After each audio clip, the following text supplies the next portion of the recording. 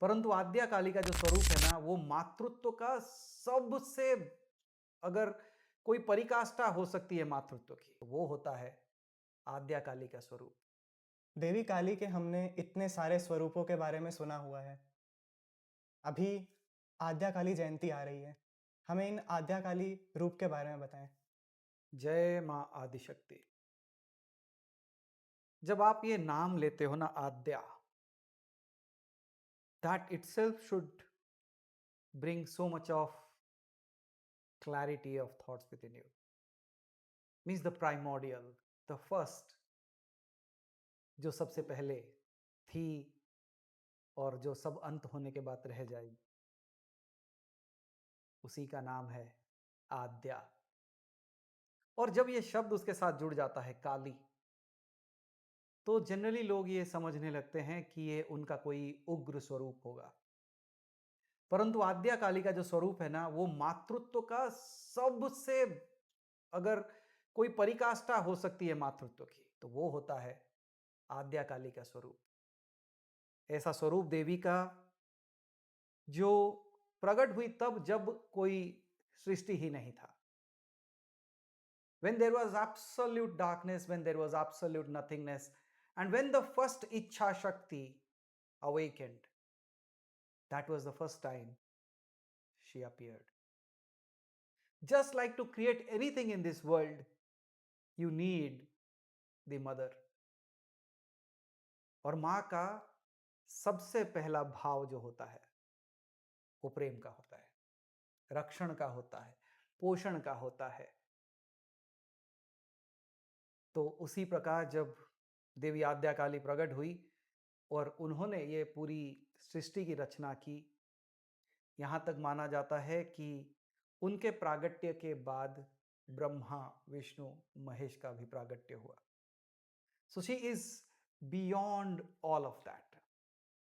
और जब हम आद्या काली के स्वरूप में अगर आप मुझे बात करो, तो मेरे चाहे ना चाहने मात्र से मेरे नयन बंद हो जाते हैं। उसका कारण बहुत ही सरल और सहज है, क्योंकि मैं उसे अगर सच में महसूस करना चाहूं, तो मुझे लगता है ये संसार नहीं, ये संसार से जब आंख बंद हो जाती है ना, तो जो रह जाता है, जिसे शायद हम अंधकार मानते हैं, और कई सारे लोग अंधकार से डरते हैं और इसे समझते हैं कि black is a wrong colour.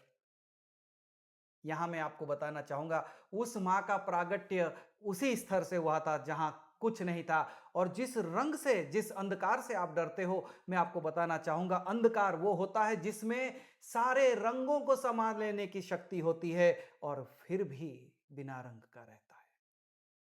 ये होता है काले रंग का जादू।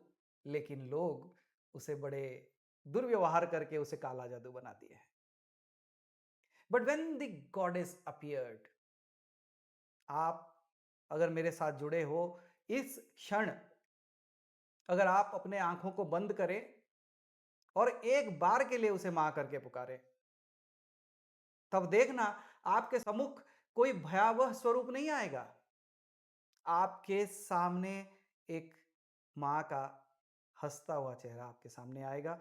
और मैं तो चाहता हूं कि उसकी ऐसी ही मुस्कुराहट, उसकी ऐसा ही करुणा, उसकी ऐसी ही दृष्टि आपके ऊपर बनी रहे, ताकि देवी जो सारे सृष्टि की रचना कर चुकी है, आपके जीवन में भी प्रागट्य हो और आपका जीवन भी उसकी कृपा, दया और अनुशासन इससे आगे बढ़े।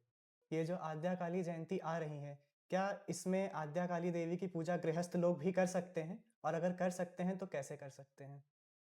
देखो, आद्या काली जयंती जो होता है, जैसे हम शिवरात्रि मनाते हैं, जैसे कृष्ण जन्माष्टमी होता है, जो वैष्णवों के लिए सर्वश्रेष्ठ होता है, जैसे शिवरात्रि शैवों के लिए सर्वश्रेष्ठ होता है, उसी तरीके से जो शाक्त परंपरा के हैं, जो तंत्र से जुड़े हुए लोग हैं, उनके लिए देवी का प्रागट्य दिन जो आद्या काली जयंती है, उन्हें कोई शिवरात्रि से कम नहीं।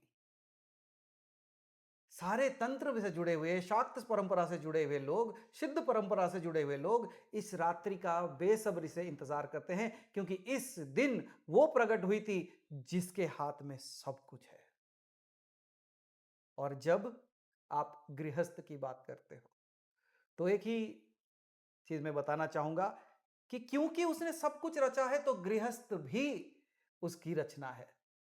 तो गृहस्थ भी उसका एक मां स्वरूप में सेवा, पूजा, साधना कर सकते हैं, क्योंकि मार्ग हमेशा तीन तरीके के होते हैं। एक तो होता है सात्विक, तामसिक, राजसिक मार्ग। उसी तरीके से मां का जो भी स्वरूप, जो भी छवि, जो भी चित्र या जो भी मूर्ति आपके घर में है, वो चाहे देवी दुर्गा के हो, सरस्वती के हो, लक्ष्मी के हो, क्योंकि वो तीनों का मिश्रण है। रादर आई कैन से वो तीनों इसी से प्रकट हुए। तो चाहे आपके पास महाकाली, महालक्ष्मी, महासरस्वती देवी, ये तीनों का भी अगर कोई भी स्वरूप आपके पास है, उसे आप सात्विक, राजसिक, तामसिक स्वरूप से पूजित कर सकते हैं। जैसे अगर आपको साधना करनी है, क्योंकि आप गृहस्थ हो और आपको सात्विक रूप से पूजा करनी है, तो आप वहां पे देवी सरस्वती की पूजा कर सकते हो। अगर आप राजसिक स्वरूप से, मतलब आप वैभव से भरे हुए हो और आप वैभवपूर्ण रूप से मां की पूजा करना चाहते हो, तो आप लक्ष्मी देवी की, महालक्ष्मी की पूजा कर सकते हो। और अगर आप तंत्र मार्ग में चलते हो, अगर आपके लिए ये संसार के रूल रेगुलेशन लागू नहीं होते और आप इससे परे जाके कुछ करना चाहते हो, आपके लिए अगर तंत्र मार्ग में चलते हो और आप अगर तामसिक, तामसिक का मतलब ये नहीं होता कि मदिरा, मांस और ये सब करके दुरुपयोग करना उसका। तामसिक मार्ग होता है जिसमें अगर आपके पास कुछ भी नहीं है, मानो एक बच्चा है और वो अपने माँ के पास जा रहा है, शायद कई साल बीत चुके हैं, वो पहली बार अपने माँ के पास जा रहा है, लेकिन शायद उसके पास साधन नहीं है, खाली हाथ तो नहीं जाता, उसके पास जो कुछ भी है वो लेके चला जाता है। जैसे मार्ग में कुछ पुष्प मिले, कुछ गिरे हुए फल मिले, नदी से थोड़ा जल ले लिया, वही लेके माँ के पास चला जाता है और ये सोचता है कि मैं शायद तुझे क्या दे सकता हूं, क्योंकि मेरे पास वो साधन नहीं है, मुझे जो मिला तेरी ही रचना तुझे अर्पित करता हूं। ये तामसिक मार्ग होता है। सोचो, अगर आज आपके पास कुछ नहीं है, शायद आपके जीवन में बहुत परेशानियां हैं, बहुत तकलीफें हैं, शायद आपके पास साधन नहीं है कि आप सात्विक या रासिक रूप में उसकी सेवा कर सको, तो मैं कहता हूं तामसिक बुरी बात नहीं होती। जिस दिन आप इसे जान लोगे, तब आप ये भय से भी मुक्त हो जाओगे। तो कैसे पूजा कर सकते हो, इसकी विधि, अगर आप चाहे तामसिक स्वरूप से करना चाहें, सात्विक तरीके से करना चाहें या राजसिक स्वरूप में करना चाहें, हम ये तीनों चीजें आपको बता देंगे।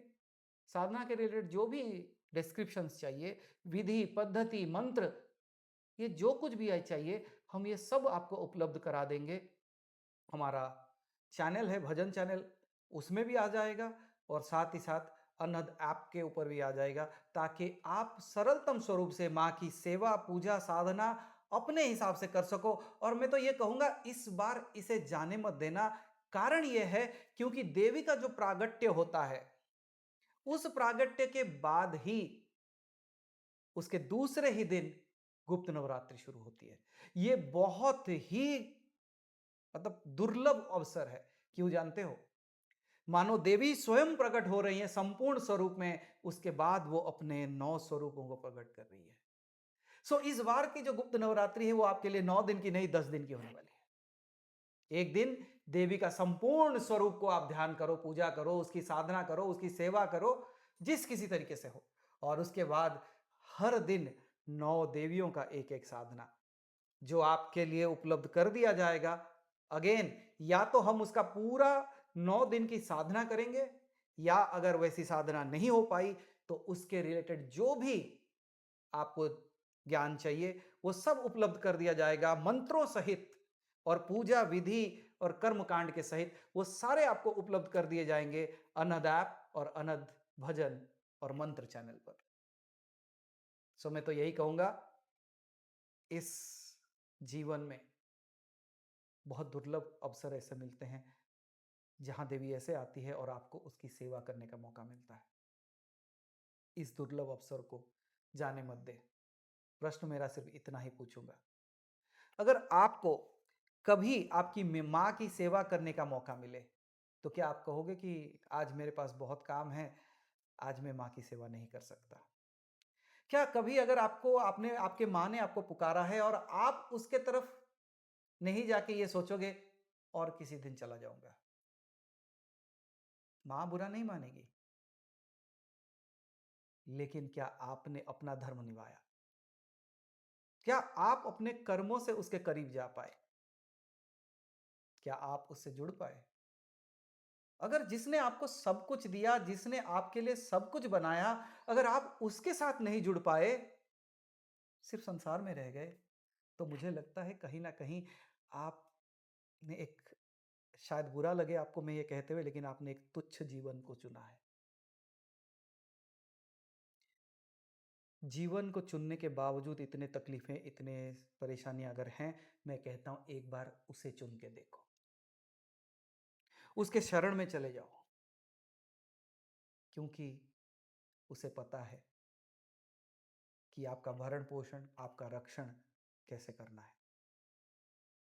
इसीलिए मैं फिर पुनः अपने आँखों को, नेत्रों को बंद करते हुए, उसके ये दुर्लभ दर्शन करते हुए, मैं हाथ जोड़ के यही प्रार्थना करता हूँ कि हे माँ, ये जो भक्त हैं, जो तेरे पुत्र-पुत्रियाँ हैं, जो तेरे रचना है, उसके ऊपर हमेशा तेरी कृपा दृष्टि बनी रहे और शायद अगर इनसे कोई त्रुटि भी रह जाए, शायद इनसे कोई गलती भी हो जाए, हे माँ क्षमा कर देना इन्हें। ये आप ही के बालक हैं, ये आप ही की बालिका है। और हाँ, सतमार्ग पे चलाए रखना, अपने मार्ग पे चलाए रखना। इसी मनोकामना के साथ मैं पुनः आपको याद करते हुए, जय माँ आद्या काली, जय माँ आदिशक्ति, जय माँ। May you all gain the grace of this divinity. May you all be blessed by her presence. धन्यवाद। साल में आने वाली जितनी पूजाएँ हैं, उनके बारे में हम लोग सारी की सारी इन्फॉर्मेशन इस चैनल पे डालते रहते हैं। तो अगर आपको भी मेरी तरह इंटरेस्ट है इन सब चीज़ों को जानने के लिए, तो प्लीज़ अनहद भजन एंड मंत्रास को सब्सक्राइब करें। धन्यवाद।